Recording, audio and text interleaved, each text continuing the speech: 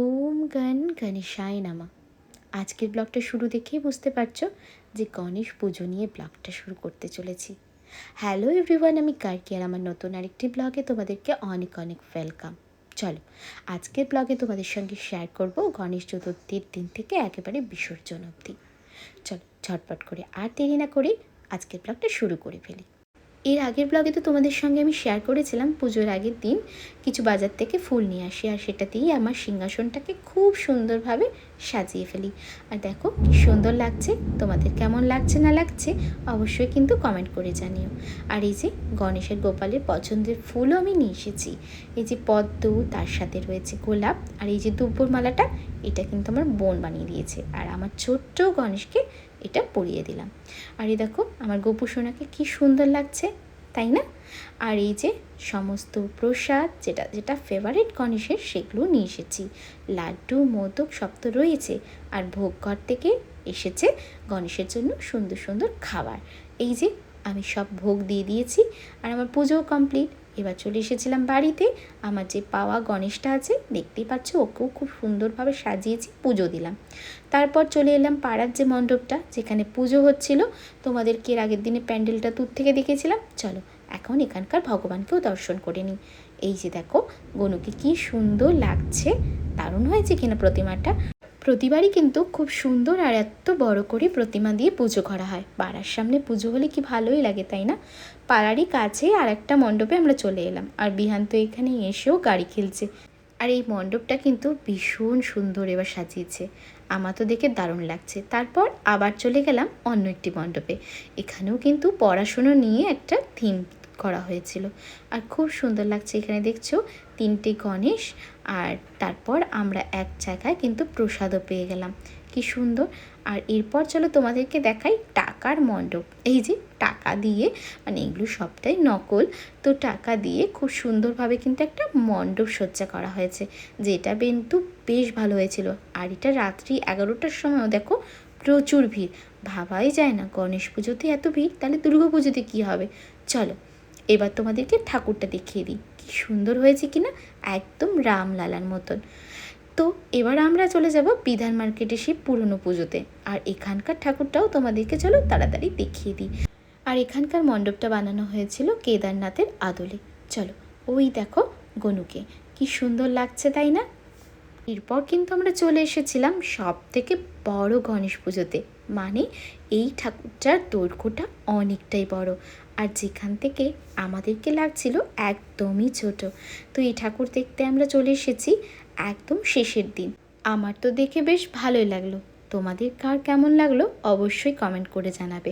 আর please তোমাদের ভিডিওগুলো যদি ভালো লাগে তাহলে কিন্তু অবশ্যই একটা লাইক করো, তার সাথে সাথে কমেন্ট করো, তাহলে আমি অনেকটা উৎসাহ পাই ভিডিও বানাতে।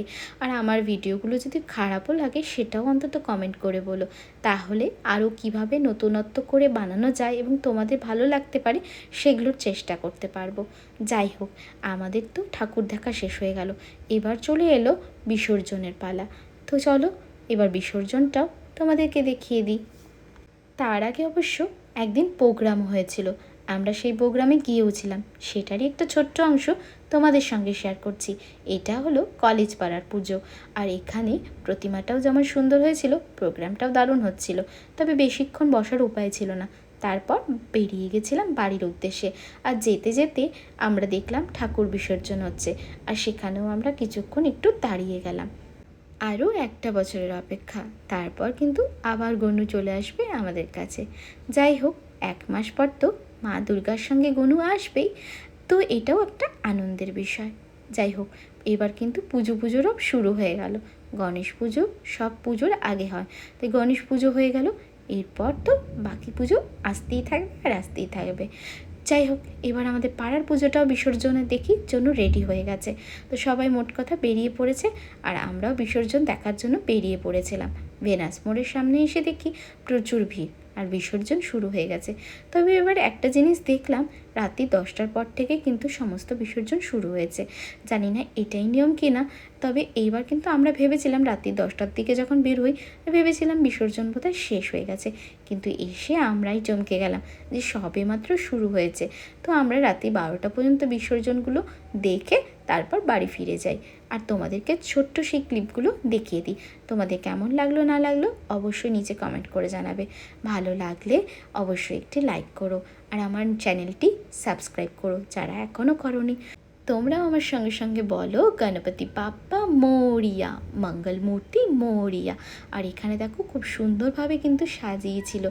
আমার তো দেখে ভীষণ ভালো লাগছিল, প্রতিটা ক্যারেক্টার এত সুন্দরভাবে সেজে উঠেছিল দেখে বোঝাই যাচ্ছিল না।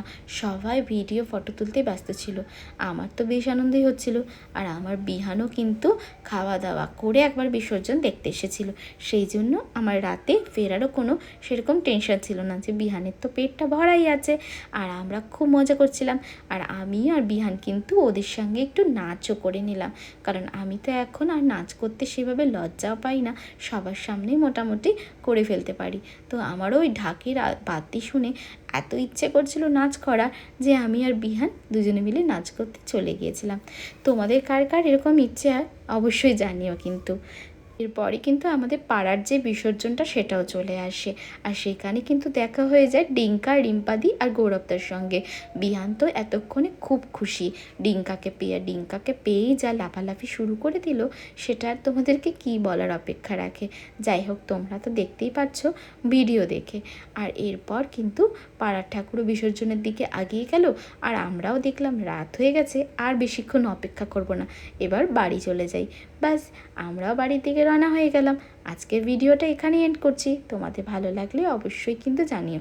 আবার দেখা হবে নেক্সট ভিডিওতে। ততক্ষণ সবাই সুস্থ থেকো, ভালো থেকো, আর অবশ্যই আমার ভিডিওগুলো দেখতে থেকো। টাটা, বাই বাই, আবার যেন দেখা পাই।